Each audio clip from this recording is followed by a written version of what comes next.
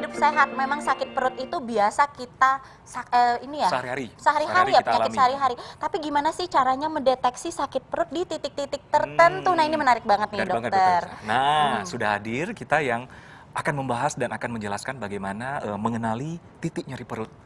Bisa kita kenal dari di rumah. Dan ya, ada Prof. Hari, spesialis penyakit dalam. Selamat siang, Prof. Ya, selamat siang. Banyak banget nih masyarakat bertanya-tanya nih, Prof. Ini fakta atau mitos kalau nyeri di perut bagian atas adalah gangguan pada lambung? Ini fakta atau mitos? Ya, itu fakta. Ya, jadi perut bagian atas. Nah, jadi sepatnya gini, ini ada daerah yang kita bilang daerah ulu hati. Ya, daerah ulu hati. Ya, nah, jadi pasien yang merasakan rasa perih, tidak nyaman di daerah ulu hati, disertai mual, kembung, begah. Nah, itu kita bilang bahwa dia ada masalah di lambungnya, di mahnya, ya. Bisa juga posisinya suka di kiri atas, karena ini masih bagian lambung kita, di kiri atas ini. Jadi di kiri atas. Ya, jadi di ulu hati, ya, tengah atas, kemudian sampai di kiri atas. Ini kalau lihat kita gambar di sini nih, posisi kita di sini, nah ini adanya di daerah sini nih. Nah, ini yang kita bilang tadi ya, daerah ulu hati. Ulu hati ke kiri atas ya. Ya, betul. Ya, jadi biasanya begini, pasien-pasien itu kan tadi, jadi definisinya memang dia rasa nyeri, perih, tidak nyaman, dan ada gejala-gejala tadi mual, muntah, kembung, cepat kenyang, dan biasanya juga nafsu makannya menurun gitu. Nyeri pada perut nih kan ada banyak titik nih. Tadi nyeri atas, ke kiri. Nah, kalau bagian kanan atas? Ya, kanan atas itu ada liver. Nah, ini tadi nih. Nah, ini ada liver kita. Jadi memang buat kita sebagai seorang pasien itu memang mesti pinter juga ketika sebelum datang ke dokter. Ketika nyeri kita mesti lihat nih nyeri kita ada di mana. Tadi saya bilang kalau nyeri di ulu hati atau di perut kanan atas. Nah, ini kan di perut kanan atas, berarti ini ada okasi liver. Mungkin ada liver di situ, bisa macam-macam. Bisa karena memang dia suatu peradangan akut, hepatitis misalnya. Hepatitis akut virus itu juga nyeri perut kanan atas. Atau yang ekstrim ada bisul di livernya. Itu juga abses kita bilang itu juga nyeri seperti itu. Nah, bisa juga dia ada di sebelah kanan, di sebelah tengah kanan ini yang kita bilang kantong pedu. Nah, itu juga bisa merasakannya seperti itu. Ini bagian mana nih, Dok? Ini mungkin pemirsa di rumah nih pada belum tahu kan ya, bagian kantong empedu itu di bagian mana? Ya, jadi tepatnya di sini ada di daerah di sini nih, pas di sekitar di sini. Jadi masih di daerah ulu hati, tapi agak ke kanan sedikit. Ke kanan sedikit. Ya, sedikit ke sini sedikit ya. Di situ ada kantong empedu. Jadi kalau memang ada peradangan, kata bilang peradangan kantong empedu atau kolisis akut misalnya, di situ apa yang terjadi? Biasanya agak bengkak. Bahkan dokter pada saat periksa bisa ketemu tuh kemungkinan ada nyeri di daerah situ gitu loh.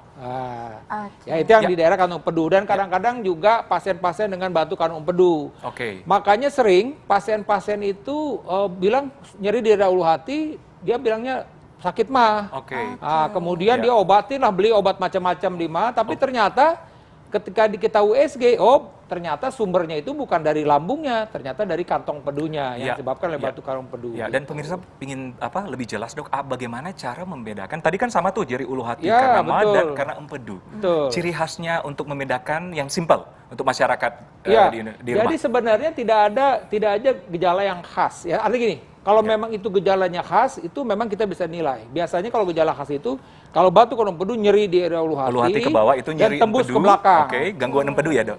Buat batu kantong empedu. Ya, kalau lambung bisa juga berhubungan dengan makan. Ya, misalnya dia habis makan sesuatu terasa perih, kembung. Tapi sekali lagi, gejalanya itu bisa juga perih-perih aja, ternyata batu kantong empedu. Jadi gejalanya itu tidak, artinya gini, ada gejala-gejala yang timbul dari batu kantong empedu yang tidak khas juga. Makanya tetap harus pemeriksaan gitu. Biasanya kan kalau pasien kan berobat ya udah beli obat warung gitu misalnya kan, atau dia pernah dikasih obat mah oleh dokternya, dia cuma minum obat diulang lagi misalnya obatnya. Jangan, kenapa? Jangan-jangan nyeri ulu hatinya itu disebabkan oleh batu kantong empedu karena ngobatinya beda gitu loh. Nah, bagaimana dengan GERD, Dok? Apakah itu tipe sakitnya gejalanya sama dengan empedu dan mah? Ya, jadi kalau GERD, ini kita lihat gambar ini ya. Kalau GERD itu dari kerongkongan ya. Jadi ini dari lambung ini naik ke atas kerongkongan. Jadi gejalanya beda. Kalau GERD itu gastroesophageal reflux disease. Jadi penyakit di mana isi daripada lambung balik arah ke atas. Jadi pasien merasakan panas dada. Di dada memang, di dada panas dada. dan sampai ke atas mulutnya pahit. Oke. Nah, ada gejala-gejala yang kita bilang ekstra esofagus. Jadi gejala-gejala di luar esofagus ini ya, kerongkongan. Apa gejalanya? Batuk kronis. Jadi ada pasien-pasien yang batuk-batuk kronis, ternyata itu karena asam lambung gitu. Apalagi suara serak. Nah, suara serak juga bisa ternyata karena asam lambung. Atau gigi suka ngilu-ngilu nih, misalnya kan. Ada pasien-pasien saya yang datang, dok gigi ngilu-ngilu, ternyata asam lambung begitu. Atau tadi sering radang tenggorokan, ternyata dokter THT lihat udah ada apa namanya cairan lambung yang sudah naik atas, yang gitu. Jadi tadi itu. Jadi kalau GERD itu beda. Kalau dia masih bilang di lambung, adanya di lambung saja asam lambungnya. Tapi kalau sudah GERD, dia sudah naik ke atas asam lambung. Itu tadi yang dengan gejala-gejala tadi. Gitu. Oke, Prof. Ari, ini masyarakat ingin tahu juga apakah obat MAH yang sering kita temukan di warung-warung di toko sehari-hari bisa untuk juga mengobati mualnya GERD tadi atau empedu? Gitu. Nah, Prof. Ari, tahan dulu.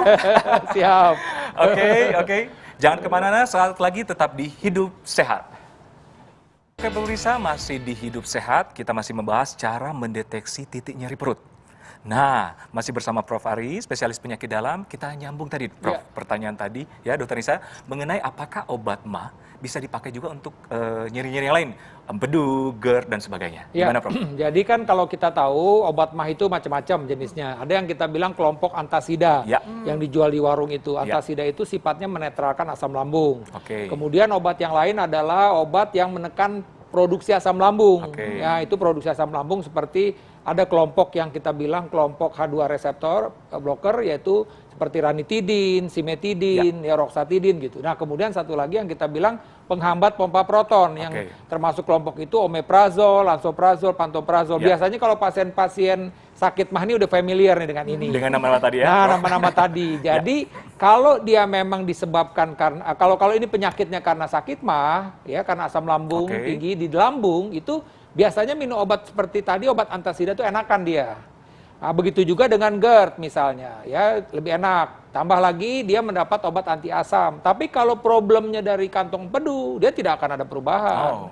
Ya paling perubahan sedikit karena mungkin gasnya berlebihan karena dia nyeri tapi turun. Tapi basically dia sebenarnya mesti dikasih painkiller kalau dia karena batu kantong empedu begitu. Oke, baik. Misalnya. Dok, ini banyak juga nih pertanyaan di masyarakat. Jadi kalau seandainya ada rasa sakit di perut kanan bawah, itu adalah tanda-tanda dari radang usus buntu. Ini fakta atau mitos? Iya, jadi pertama saya bilang dulu fakta ya, bahwa memang pertama nyeri karena appendix ya, nyeri karena usus buntu itu memang nyerinya di perut kanan atas, di perut kanan bawah.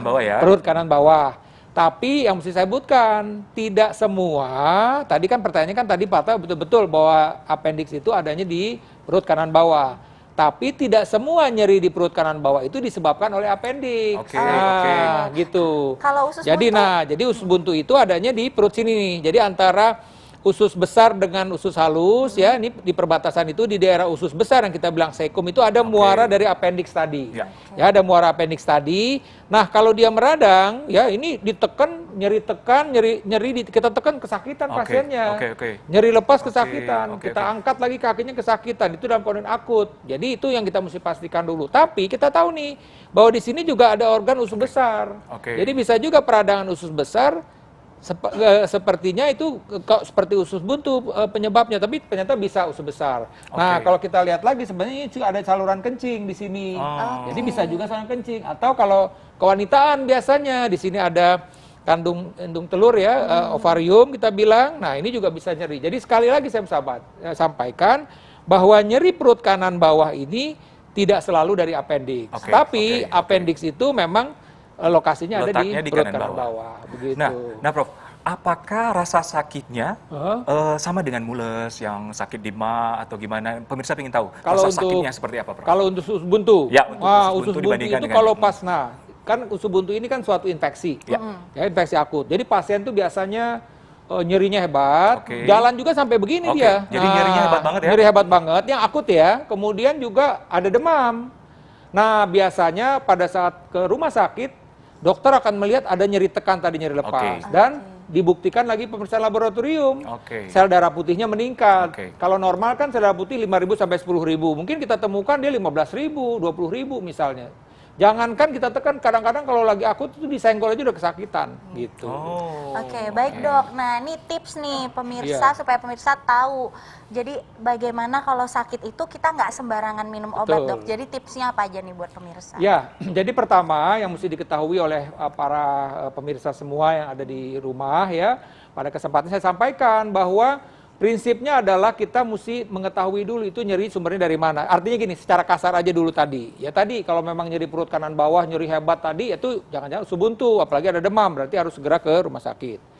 Karena sekali lagi kadang-kadang kita kasih painkiller itu menjadi masking, jadi tersembunyi. Pada saat berobat ke dokter udah nggak ketemu, padahal itu ada problem di situ, jadi mesti hati-hati. Kalau tadi memang nyeri di daerah ulu hati, oke silakan boleh mengkonsumsi obat-obat antasida segala macam untuk menetralkan merasa lebih enak. Tapi sekali lagi ketika nyerinya berulang nggak baik-baik, sebaiknya mesti ke dokter gitu loh. Nanti dokter yang akan memastikan ini penyebabnya dari mana, apa dari batu empedu kah, atau kuat dari lambung atau yang lain-lain gitu. Terima kasih dokter, terima kasih banyak. Oke pemirsa, tidak terasa 60 menit kita sudah bersama. Semoga apa yang kita sajikan siang ini bermanfaat untuk kita semua dan masyarakat Indonesia. Oke, saksikan terus Hidup Sehat setiap Senin sampai Jumat jam 1 siang hanya di TV One. Saya Dr. Akles. Dan saya Dr. Teguh Anissa, Indonesia Hidup Sehat.